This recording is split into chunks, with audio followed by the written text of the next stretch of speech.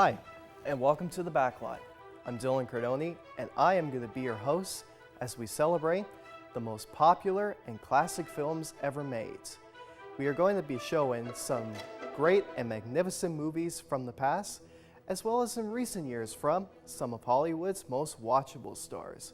So please come join us as the ultimate celebration of classic movies starts. Along the way, I'll be sharing some of my own personal comments and thoughts from each of the following films that I'll be presenting to you. Pull up a chair, grab some popcorn, and enjoy the premiere of The Backlot. There is only one film that would do for the debut of The Backlot, a film that goes all the way back to 1939 and was one of Hollywood's greatest years, widely considered as the greatest movie ever made. David O. Selznick's Gone with the Wind. Gone with the Wind, my gosh. You hear that title and fireworks begin to crackle. Beautiful, headstrong Scarlett O'Hara, the dashing Rhett Butler, Tara, the burning of Atlanta, the performances of Vivien Leigh and Clark Gable, Olivia de Havilland, Leslie Howard, and as well as the wonderful Hattie McDaniel. And don't forget the one person that made Gone with the Wind possible. That, of course, was producer David O. Selznick, who really made movie history from this film. It was nominated for 13 Academy Awards and won 8 of them, including Best Picture of the Year. What people don't know about is that it's been seen by more people than any other film in history. You know, a poll once said about Gone with the Wind as to how it became so popular, and I'll give you a hint. It's not about the Civil War, it's not about the burning of Atlanta, the female heroism, the attack on Atlanta. My gosh, it's not even about the great performances. It is the epic love story between both Scarlett and Red that made this movie even way more spectacular. Gone with the Wind was first published as a book by author Margaret Mitchell in 1936. It took David O. Selznick a while to adapt Gone with the Wind onto the big screen, which cost him over $50,000. A lot of money in those days. Mitchell herself thought that Selznick would never be able to pull off her 1,000-page book and bring it to the big screen. Fortunately, Selznick proved her wrong, and production began on January of 1939. Later, it premiered in Atlanta on December 16, 1939, and let me tell you, it was certainly not an easy movie to make. Many screenwriters were involved during the making of this film, including Sidney Howard, F. Scott Fitzgerald, and even David O. Selznick himself also tried to rewrite his part for the movie.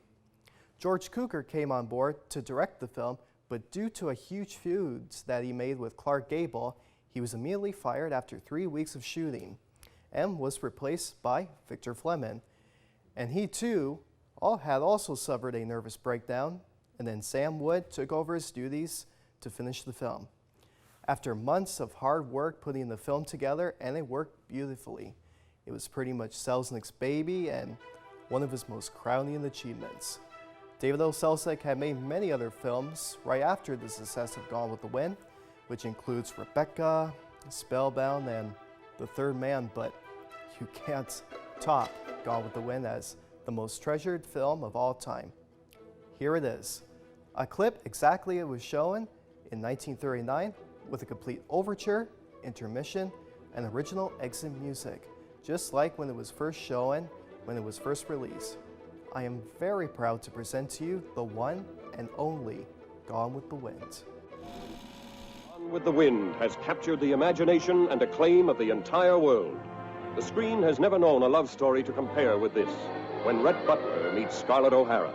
I love you more than I've ever loved any woman. And I've waited longer for you than I've ever waited for any woman. Let me alone. Kiss me once. Can't we ever forget that day at 12 Oaks? Do you think I could ever forget it? Have you forgotten it? Can you honestly say you don't love me? No, I don't love you. It's a lie. Well, even if it is a lie, do you think I'd go off and leave Melanie and the baby? I'm not cornered. And you'll never corner me, Rhett Butler, or frighten me. You've lived in dirt so long, you can't understand anything else. And you're jealous of something you can't understand. Good night. It's not that easy, Scarlett. You turned me out while you chased Ashley Wilkes, while you dreamed of Ashley Wilkes. This is one night you're not turning me out. A love affair you'll remember as long as you live, filled with all the fire and fury of the times in which it happened.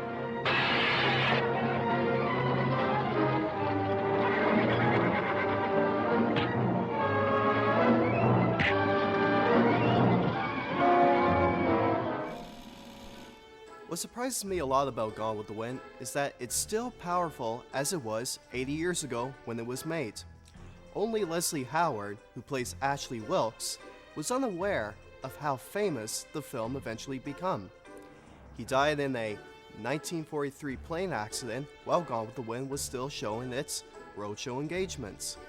And it's also curious to say that out of the 4 stars of the film, Clark Gable, Vivien Leigh, and Leslie Howard, only Olivia de Havilland as Melanie dies in the movie.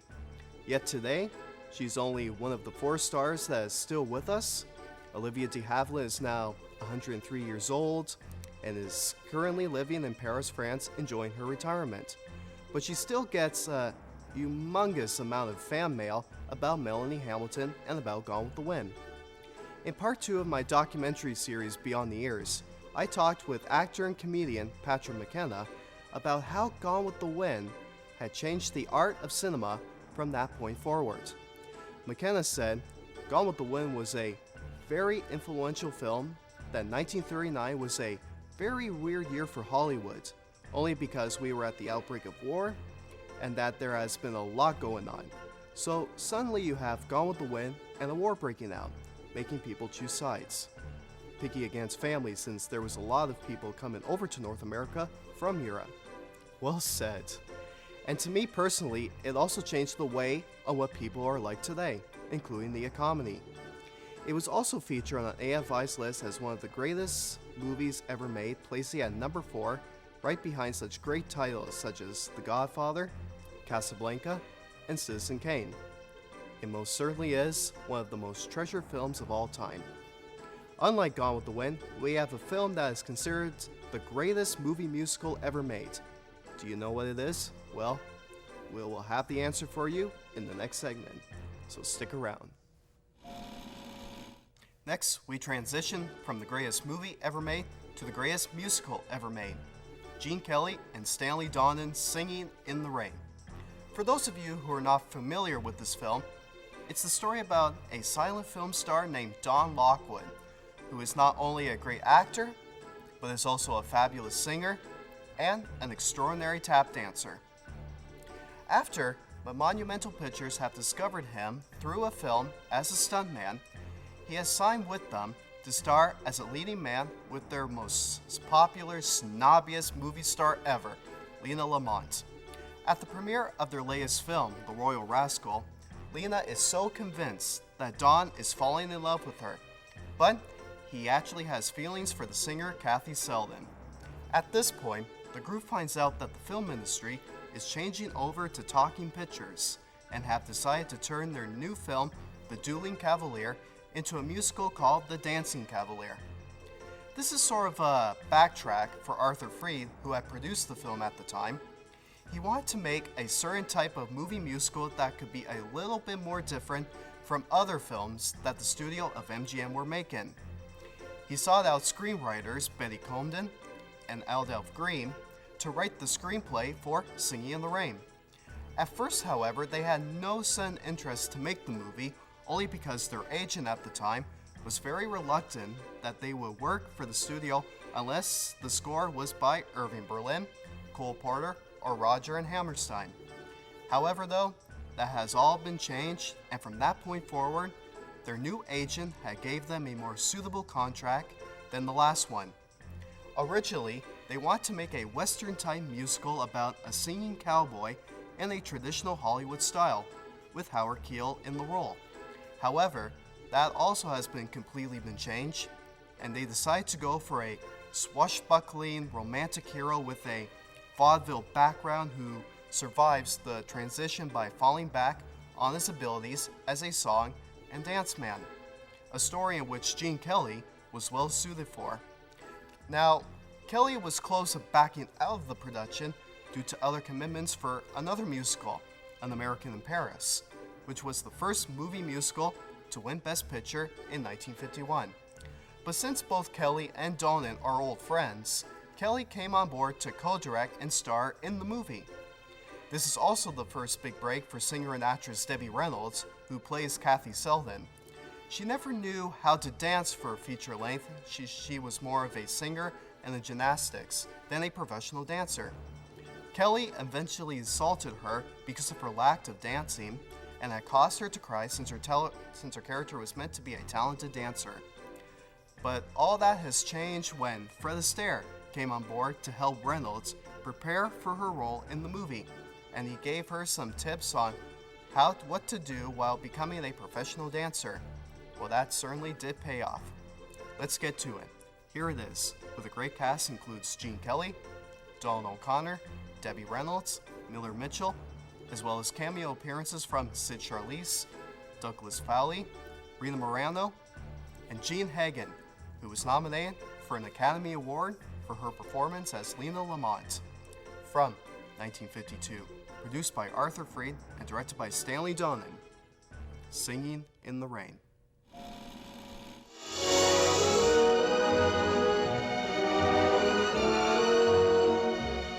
Hold it, Dexter! Well, Mr. Simpson, we're really rolling. Yeah, well, you can stop rolling at once. Huh? Don, Lena. All right, everybody, save it! Save it. Tell them to go home. We're shutting down for a few weeks. What? Well, don't just stand there. Tell them. Everybody go home until further notice. What is this? Yeah, what's the matter, R.F.? The jazz singer. That's what's the matter. The jazz singer. Oh, my darling little mammy, down in Alabama. My little No, this is no joke, Cosmo. It's a sensation. The public is screaming for more. More what? Talking pictures. Talking pictures. Oh, it's just a freak. Yeah, what a freak. We should have such a freak at this studio. I told you talking pictures were a menace, but no one would listen to me. Don, we're going to put our best feet forward. We're going to make the dueling cavalier into a talking picture.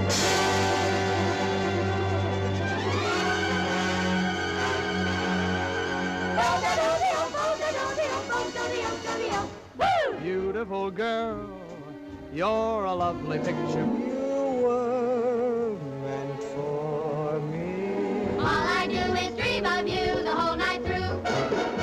You're all my lucky charms. I'm lucky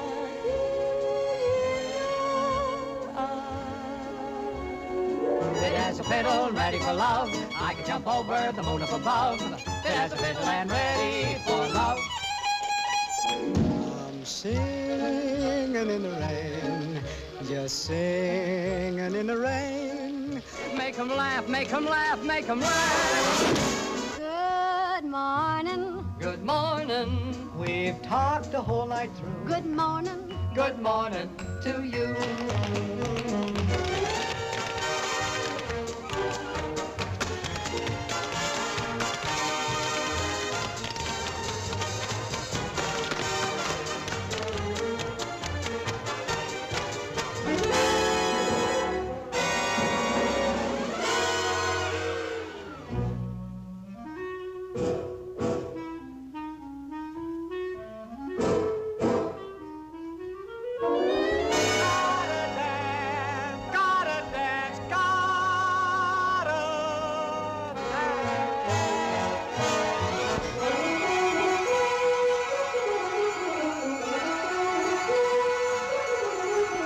Broadway rhythm, it's got me. Everybody dance.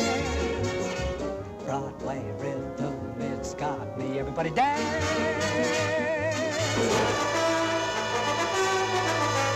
When I hear that happy beat, feel like dancing down the street.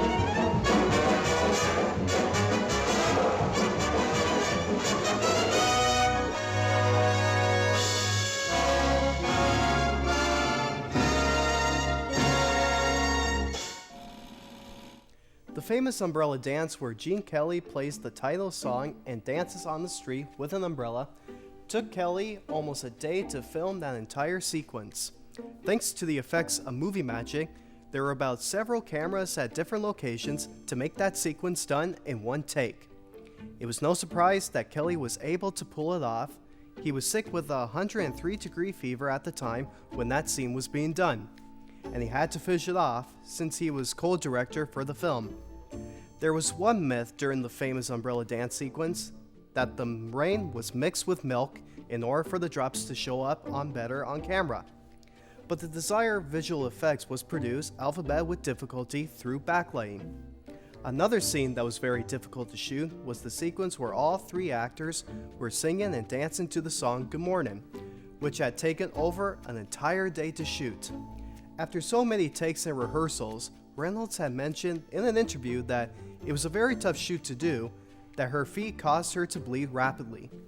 She did mention that years later in a more recent interview, saying that both singing in the rain and childbirth were the two hardest things I ever had to do in my life. The film received positive reviews from both historians and critics alike, saying that this exuberant and malicious satire of Hollywood in the late 20s is perhaps the most enjoyable of movie musicals. Just about the best Hollywood musical of all time. Roger Ebert also commented on this and had placed Singing in the Rain on his great movie list, calling the film a transcendent experience and no one who loves movies can afford to miss it.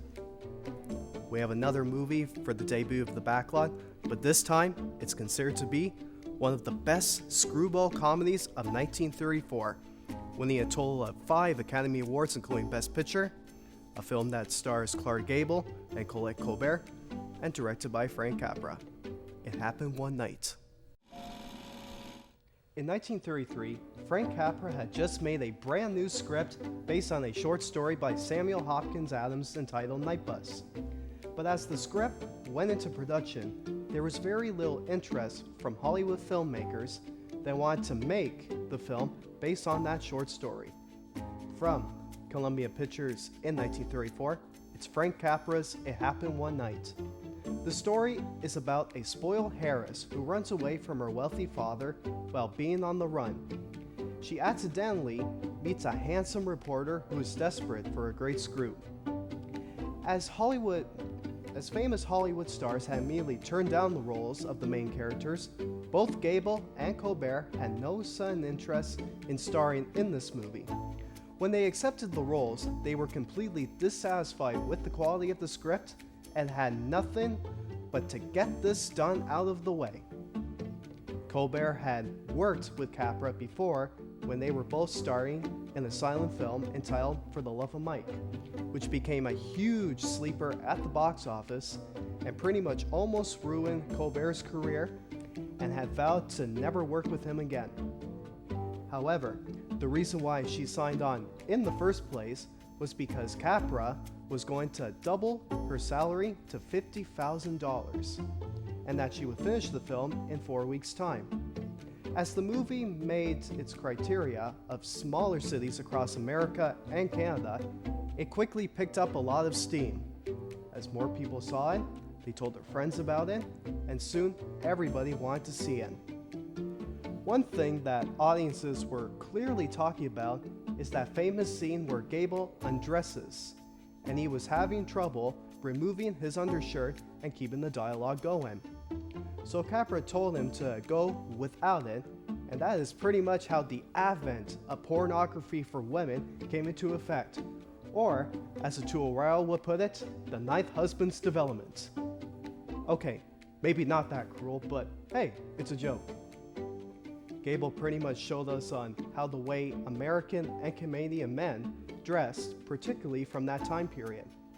Anyways, Gable's bare chest came during that famous hitchhiking scene that had changed movie history forever and made it downright scandalous. From 1934, also starring Walter Conley, Alan Hale, and Charles C. Wilson, here it is. It Happened One Night. How do you expect to get to New York at the rate you're going? But that's none of your business. You're on a budget from now on. Now, just a minute. Shut up. You've got a name, haven't you? Yeah, I got a name. Peter Warren. Peter Warren. I don't like it. Don't let it bother you. You were giving it back to me in the morning. Take me with you, Peter. Take me to your island. I want to do all those things you talked about. You better go back to your bed. Do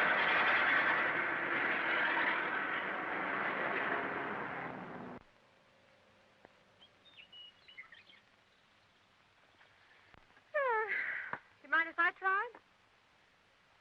You? Don't make me laugh. Oh, you're such a smart Alex. Nobody knows anything but you. I'll stop a car, and I won't use my thumb. What are you going to do? The system on my own.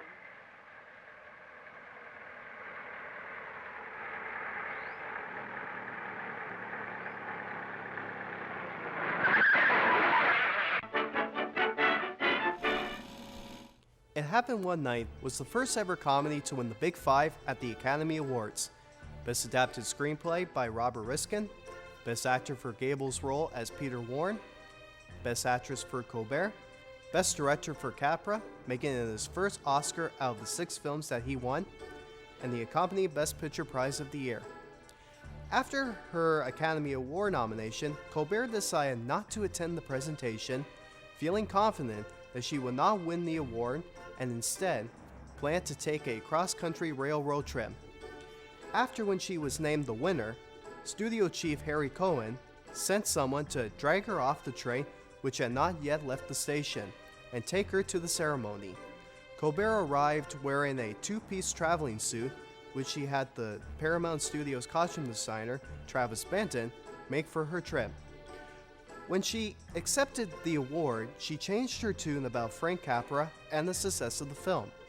She went on by saying that she thanked Capra for offering her the role in the film and he was a pleasure to work with on set. It is the only film in Academy history to win the Big Five, or what people used to call it, the Grand Slam of its generation. Until 1975, when director Milos Forman's classic One Flew Over the Cuckoo's Nest won the Big Five in that year. And then, in 1991, The Silence of the Lambs had won the Big Five at the Oscars.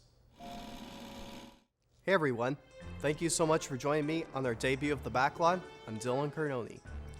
Our final film is a crime drama that some people might consider as one of the most popular movie villains of all time. Before he became famous as a romantic leading man, Humphrey Bogart started out making several movies during Hollywood's pre-code era. He actually got his start on Broadway during the early 1920s to the mid-1930s, right after he served in the Navy during World War I. His first film was a 1929 comedy called Up the River, in which John Ford had hired him for that supporting character. But it wasn't until 1935 when he and longtime friend Leslie Howard were doing a play together at the Broadburst Theater in New York City. It appeared that this particular film would turn Bogart into an international superstar. From Warner Brothers in 1936, it's The Petrified Forest. In his film debut as a star, Bogart played the criminal gangster known as Duke Mantee, based on the real-life Chicago gangster known as Don Dillinger, who at the time was the #1 gangster in all of Chicago, according to J. Edgar Hoover, a United States law enforcement administrator. Since Howard was more of an established star from both on stage and on the big screen, he requested the executives at Warner Brothers to cast Bogart in the lead role, due to his appearance on the Broadway stage version of The Petrified Forest, in which Howard had already worked with him on it. At first, the people at Warner Brothers were a little hesitant to give Bogart the role in this movie version, and was originally going to cast Edward G. Robinson to play the role of Mantee.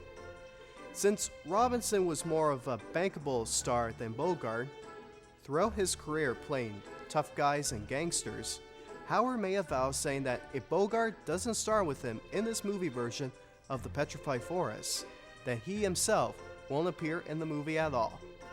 Well, as it turns out, Howard got his wish. Bogart was indeed in the movie, and his character portrayal of Duke Mantee certainly paid off. Robinson was also glad that Bogart got the role instead of him, since he had no intention of starring in the film. There is no doubt that The Petrified Forest is indeed a highlight to Bogart's career as an actor. Well, let's get to it. Here it is from 1936, The Petrified Forest. It lies a forest turned to stone, the Petrified Forest. Grim, silent, mysterious. Here in a lonely desert tavern, fate draws together a strange company. Alan Squire, a vagabond adventurer running away from his past. Gabrielle Maple, a beautiful girl weary of the desert solitude, eager to escape with the first man who comes her way.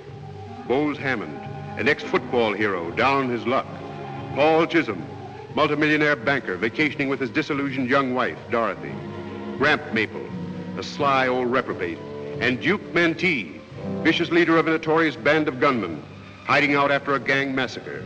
In a short space of 24 eventful hours, these characters live a lifetime of romance, adventure, terror, and tragedy. It's one of the most unusual stories ever brought to the screen, The Petrified Forest. Well, if you must know, I'll tell you the extent of my pride. Gabrielle gave me this dollar. You did? It's none of your business. Would you like to know what she was going to give me when those rats showed up? Would you like to know? Well, speaking of rats, of all the low, slimy, stinky... Now, Gabrielle, now, you mustn't blame Bowes. You must remember he's a man of muscle. He's suffering from the pangs of frustration. I said you were a dirty low... I'm sorry, Gabby. I didn't mean it. Honest, I didn't. They've got me absolutely crazy mad with all those guns staring me in the face. Shut up, Bowes. Step over to the other side of the room, half back. Wouldn't you like someone to be in love with you? Yes, Gabrielle, I would like someone in love with me. Do you think I'm attractive?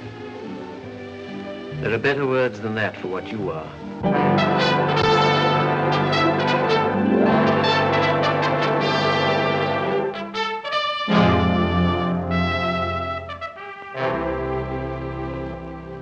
Do you mind if I speak up, my dear? Perhaps I could tell you some things that... What do you know about me? I don't know about you, my dear.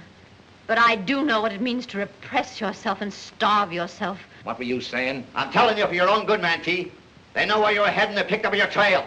And they'll get you. What's the matter with you, Duke? Do something. Shut up! Shut up! Give me time to think. No, Duke, you want revenge, don't you? You want to go out of your way again to get that blonde who snitched. Well, don't do it, Duke. She has snitched. Come on, Duke. After the movie was released in February of 1936, Bogart had mentioned that he was extremely grateful to Leslie Howard, who starred in the movie as Alan Squire, saying that if it wasn't for him, he wouldn't become the actor that he is today. The two remained close friends during on and off screen right up until his death in 1943. When Bogart married Lauren Bacall in the mid-1940s, he decided to name one of his daughters Leslie in honor of Howard. But why is it that the executives at Warner decided to change their minds in casting Bogart in the role instead of Duke Mantee, instead of just agreeing with Howard? Let me explain. There has been some rumor that Bogart won the role because of a very strong resemblance to the real-life gangster of Don Dillinger. So, in order for him to prepare for the role on screen, he actually took down some notes about Dillinger's personal life, as well as watching some unique film footage of Dillinger in order to study some of his mimic and professional mannerisms to play the character of Duke Mantee on screen. After the success of the movie, Bogart portrayed the role again in an episode of the 1954 television classic The Producer's Showcase, where this time he co-stars alongside his wife Lauren Bacall and Henry Fonda in the roles of Alan Squire and Gabby Maple. Bogart had died on January of 1957 at the age of 57, but his legacy still holds up today as one of the greatest actors in Hollywood. And in 1997, Entertainment Weekly named Bogart as the greatest movie legend of all time. In 1999, he was placed at number 1 on AFI's list as the greatest male screen legend of all time, right behind Cary Grant and Jimmy Stewart. We hope you enjoyed our very first debut of the Backlot as we celebrate the ultimate celebration of classic cinema throughout the ages. In the next show, we will pay tribute to one of the most wackiest comedic stars that ever came out in Hollywood history, and that, of course, is An Evening with the Marx Brothers. Until next time, have a great day.